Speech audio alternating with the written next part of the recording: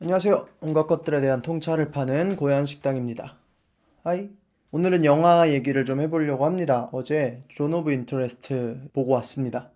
안 그래도 워낙 화제작이기도 했고 이동진 평론가께서도 5점을 주셨더라고요. 그 오스카 시상식 얘기하면서 오펜하이머가 작품상을 받았으면 좋겠었는데 존 오브 인터레스트를 보고 존 오브 인터레스트가 받았으면 좋겠다라는 식으로 얘기를 하셨었던 영화여서 되게 궁금했던 영화인데 이 영화를 보러 갔는데 영화관에 저 혼자밖에 없는 거예요.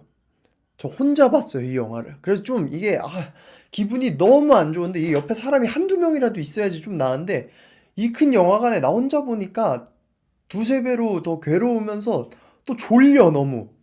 그래서 너무 졸려가지고 막 일어나서 보고 막 기지개 피면서 보고 하면서 계속 봤는데 이게 서사가 딱히 없으니까 너무 기분이 안 좋은 거야, 계속. 그냥 계속 우울해. 밖에서 총소리 들리고 막 이러는데.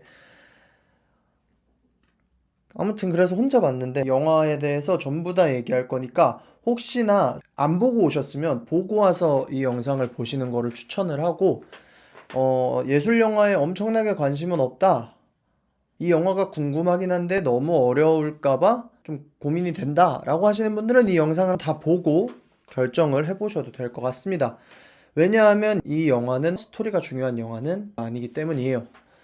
사실 영화에 대한 스토리와 그 흐름에 대한 거를 다 듣고 가도 물론 모르고 보는 것보다는 좀 감흥이 떨어질 수도 있긴 하겠지만 솔직히 제 판단으로는 크게 차이는 없을 것 같아요. 왜냐면 영화 내용은 없거든요. 영화의 스토리는 없어요. 이 영화는 루돌프 헤스라는 그 아우슈비츠의 소장으로 있었던 사람의 이야기입니다. 이 나치 홀로코스트에 대해서 다룬 영화들이 많은데 당연히 쉰들러 리스트가 제일 유명하죠. 근데 스티븐 스필버그도 이 영화를 보고 쉰들러 리스트 이후에 홀로코스트를 다룬 영화 중에 제일 뛰어나다라고 얘기를 했을 정도로 영화 자체의 완성도는 이견이 없을 만큼 훌륭합니다. 이 영화가 다른 홀로코스트를 다룬 영화와는 다른 지점은 홀로코스트 자체를 단 한 번도 보여주지 않는다는 거예요. 학살당하는 유대인의 모습 자체를 보여주지 않아요. 이 영화가 담는 유일한 피사체는 그 학살을 주관하는 루돌프 헤스의 집이에요. 루돌프 헤스의 집은 아우슈비츠 바로 옆에 있습니다. 그래서 담장에서 바로 아우슈비츠 수용소의 그 지붕들이 보여요. 그 옆에서 나오는 영상들은 따뜻하고 좀 여름스러운 그런 청량한 영상들이에요. 잘 가꿔진 잔디밭, 너무나 깨끗한 정원, 아이들이 뛰어노는 수영장, 호숫가에서 일광욕하는 가족들, 콜미 바이 유어 네임을 생각나게 할 정도로 그런 청량한 영상미가 연속됩니다. 그럼 우리는 어디서 홀로코스트를 볼 수 있느냐? 우린 홀로코스트를 거기서 볼 수 없어요. 우리는 오로지 들을 수밖에 없어요. 이 영화는 사운드로 말하는 영화이기 때문입니다.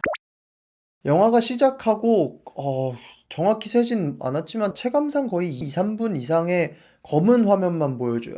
그리고 되게 음울한 사운드의 음악이 계속 흘러나옵니다. 기분이 불쾌할 정도의 음울한 음악이 계속 깔려요. 그리고 그 이후에 영화가 시작됩니다. 화사한 일상을 보내는 가족의 모습이 보여요. 루돌프 헤스는 참 좋은 아빠고 그 아내는 이 삶에 너무나 만족해해요. 좋은 단란한 일상을 보여주는 와중에 계속해서 소음이 들립니다. 정말 아득한 곳에서 소음이 들려요. 탕, 어, 탕, 하는 소리. 부스럭부스럭 거리는 소리. 그리고 굴뚝에서 나오는 매캐한 연기들. 굴뚝에서 연기가 계속 올라가요. 이 연기가 무엇인지는 우리가 유추해 볼 수 있는 게 영화 중간에 대놓고 시체를 빠르게 소각하는 게 얼마나 중요한지 그 설비를 갖추는 게 중요하다 회의하는 장면이 대놓고 나와요. 따라서 굴뚝에서 연기가 계속 난다는 것은 사람이 계속 죽고 있고 그리고 그 시체를 계속해서 태우고 있다는 것이죠. 루돌프 헤스는 아무렇지도 않게 그 일을 진행하고 아우슈비츠의 시작부터 끝까지 담당했던 사람입니다. 그리고 실존 인물이기도 하고요. 네, 저는 이 영화의 주인공은 루돌프 헤스인데 사실 이 영화가 진짜 말하고자 하는 바의 인물은 헤스가 아니라 헤스의 아내라고 생각을 해요. 아내는 이 아우슈비츠 옆에서의 삶에 너무 만족하는 사람이에요. 자기가 정원을 가꾸고 그 나치 정권이 밀고 있는 건강한 가정의 표본으로서 살고 있고, 자기 남편이 무슨 일을 하는 뭐 상관없어. 그냥 나는 좋은 집에서 건강한 가정을 일구고 애기도 키우고 아이들도 잘 가르치고 있어. 이거에 심취해 있는 사람인 거예요. 웨스 부인의 엄마가 이 집에 놀러 왔는데 며칠 있다가 그냥 가요. 말도 없이 가. 왜 갔냐 하면 루돌프 헤스의 가족들이 뭐 의식을 하는지 못하는 건지 모르겠는 그 소음들, 총소리와 사람 죽는 소리들과 부시럭거리는 소리들과 계속해서 아우슈비츠의 굴뚝에서 연기가 올라오는 것들과 결국 밤에 창문으로 바깥을 보다가 가요. 그냥 집에서 떠나. 그러니까 이 영화는 인간의 윤리성이 어떻게 무뎌지는가에 대해서 너무 잔인하게 보여줍니다. 청각으로만 뭔가 정보를 접하면 우리는 그 정보를 해석해야 되잖아요. 이걸 한번 봅시다. 우리가 어느 날 집에 있는데 집 밖에서 애기의 아악 하는 소리가 들려요. 근데 그냥 애들이 까르르 까르르 하다가 아악 하는 소리가 나면 그냥 장난치다가 소리 질렀나 라고 생각할 수가 있죠. 근데 만약에 차가 급정지하는 끽 소리 뒤에 아악 하는 소리가 나면 뭔 일 났나 보다 하고 다 사람들이 뛰쳐나오겠죠. 소리는 시각보다 적극적으로 해석을 해야 하는 정보예요. 청각으로 뭔가를 유출을 하려면 시각보다도 조금 더 해석을 해야 돼. 근데 이 루돌프 헤스의 가족들은, 특히 그 아내는 그 청각적 정보를 의도적으로 듣지 않았는지 해석되는 정보가 어떤 현상을 나타내는지 별 상관이 없는 사람인 거예요. 총소리와 사람 죽는 소리보다 그냥 내 아기가 우는 이 소리가 더 듣기 싫고 괴로운 사람이야. 밖에서 총소리가 나든 사람 죽는 소리가 나든 저기서 무슨 일이 벌어지고 있든 상관없어. 난 내 아기가 우는 소리가 괴로운 거고, 난 그냥 우리 애들을 잘 키우고 싶고, 난 그냥 이 집을 지키고 싶어. 영화 말미쯤에 웨스가 발령을 받거든요. 아우슈비츠에서 떠나서 딴 데로 가라고 하는데 거기서 아내가 웨스에게 말하는 게, 난 여길 절대 떠나고 싶지 않다. 이곳은 내가 꿈꾸던 삶이다 라고 이야기를 해요. 그래서 웨스만 가요. 그 아내는 거기서 계속해서 본인의 행복한 삶을 살고 있어. 영화가 제일 좀 소름 돋았던 것 중에 하나가 뭐냐면, 웨스도 그렇고 웨스 아내도 그렇고 아우슈비츠 옆에서의 생활을, 그리고 아우슈비츠에서의 생활을 자신들의 이상적인 삶으로서 그리고 있었다는 거죠. 웨스는 아우슈비츠에서 떠나서도 너무 괴로워해. 오고 싶어서. 내가 이 학살을, 수용소를 제일 잘할 수 있는 사람인데라는 확신으로. 그래서 다시 아우슈비츠로 결국엔 다시 돌아와요. 그리고 들어오면서 웨스 작전이라는 자기 이름을 붙인 작전이 시행된다는 게 너무나 뿌듯해서 아내에게 전화를 합니다. 밤에 전화를 하는데, 근데 아내는 그 전화를 받고 뭐 대단한 거라고 그렇게 전화를 해, 오니까 다행이다 뭐 이 정도 반응을 해요. 웨스는 행동하는 악이고 아내는 어떻게 되는 상관없어. 내가 이득만 보면 되는 사람인 거야. 아우슈비츠에서 자행되는 학살의 행위가 뭐 자부심을 주고 이것도 아니야. 오히려 그 학살이 옳다 그르다라는 윤리 판단까지도 가지가 않아. 내 삶이 여기서 남편을 통해서 자기가 생각하는 이상적인 결과를 받으면 그걸로 된 사람인 거야. 웨스 작전이 시작되는 걸로 뿌듯해서 다시 돌아오는데, 그 돌아오기 직전에 감독이 좀 의도성이 다분한 장면을, 개인적으로 저는 좀 과한 연출이었다고 생각을 하는데, 그런 장면을 보여줘요. 어떤 장면이냐 하면, 자기가 아우슈비츠로 돌아온다는 게 결정되고 계단을 내려오다가 막 구토를 해요. 구토를 우악 우악 하는데 뭐가 나오진 않아. 근데 콧구역질만 계속 하다가 갑자기 화면이 현재의 아우슈비츠 수용소로 돌아와요.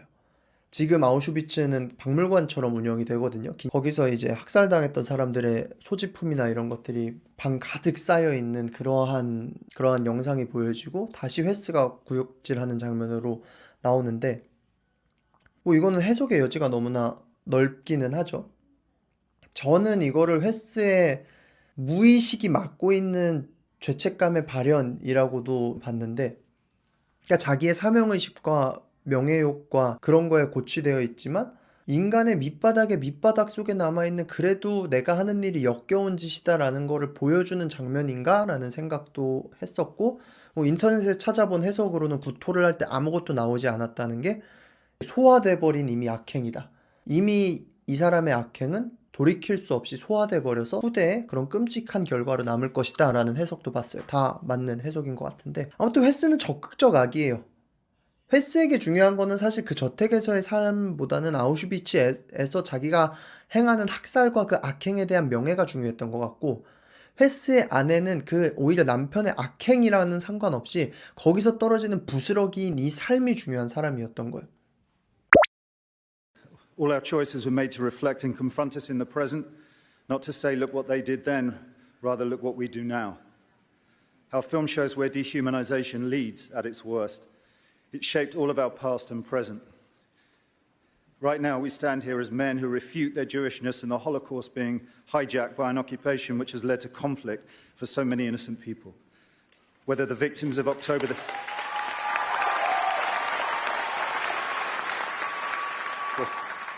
Whether the victims of October the 7th in Israel or the ongoing attack on Gaza, all are victims of this dehumanization. How do we resist?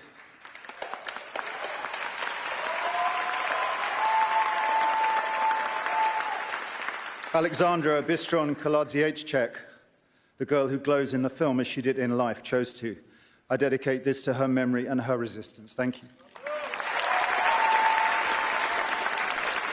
어떻게 보면 홀로코스트에 대한 영화는 유대인에 대한 비극적인 상황에 대해 그 옛날 나치의 역사를 비판하는 영화로 비춰질 수가 있잖아요. 그러니까 친유대인적인 영화라고 당연히 인식을 하잖아. 근데 시상식에서 조나단 글레이저가 지금 이스라엘과 팔레스타인 전쟁에서 이스라엘 쪽의 학살도 멈춰줘야 된다. 존 오브 인터레스트는 그래서 사실 나치를 비판하는 영화라기보다 인간성이 사라지는 것에 대한 경고예요. 인간성 말살에 대한 영화거든요.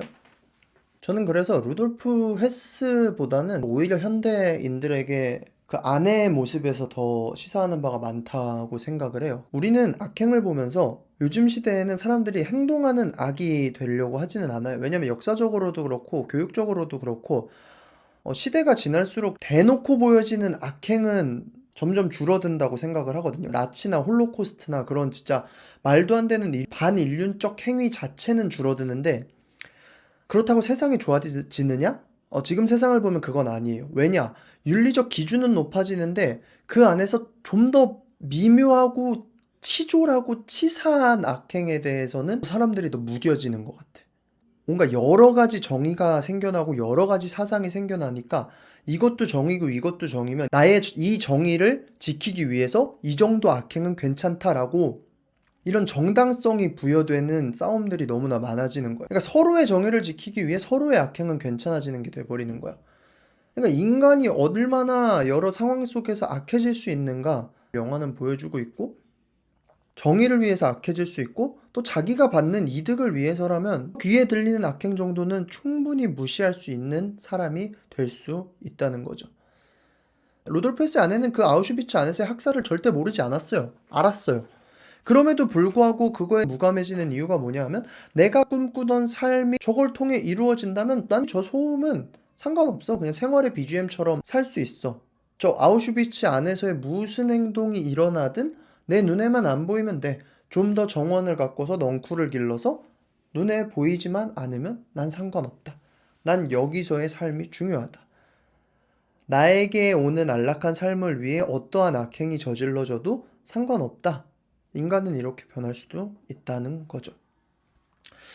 그래서 다 보고 나왔을 때 영화의 의도가 너무 선명해가지고 그 인간성에 대한 폭로와 누구나 악해질 수 있는가에 대한 이야기라는 게 너무나 확실했고, 그리고 사운드는 해석해야 되지만 음악은 또 다른 의미로 정보보다는 감정으로 들어가거든요.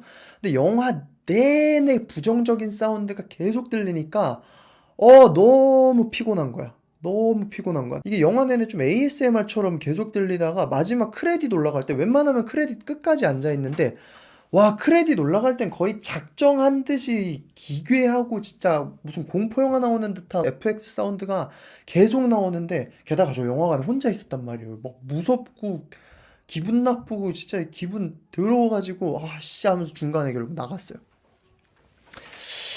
사실 그래서 난 크레딧 음악은 좀 제가 그렇게 느껴서인지 모르겠는데 약간 과했다고 생각하긴 하는데, 그래서 존 오브 인터레스트는 사실 연출적으로 굉장히 훌륭한 영화고 끔찍한 장면을 하나도 보여주지 않은 채 기분을 굉장히 더럽게 하고 생각을 복잡하게 하고 인간의 본성에 대해 파고들었다는 점에서 이미지가 아닌 사운드로 영화를 재구성했다는 점에서 정말 대단한 영화임은 확실한데 개인적으로 저는 별 5개까지는 주진 못하겠는 게 연출적으로 좀 과하게 선명했다?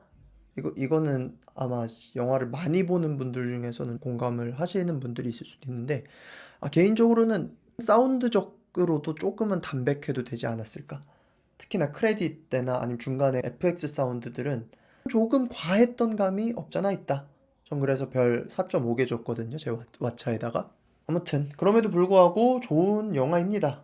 영화 좋아하시는 분들은 보는 거 강추하고 인간의 본성, 좀 악의 평범성 이런 개념에 대해 고민을 하거나 관심이 많으신 분들도 보시면 좋을 것 같아요. 당신들도 얼마든지 횟스가 될 수 있고 누구든지 그 횟스의 아내처럼 뒤틀릴 수 있다. 이런 것들을 보여주는 영화였던 것 같습니다. 아무튼 저는 온갖 것들에 대한 통찰을 파는 고얀 식당이고요. 구독과 좋아요는 영상 제작에 많은 힘이 됩니다. 그러면 빠이.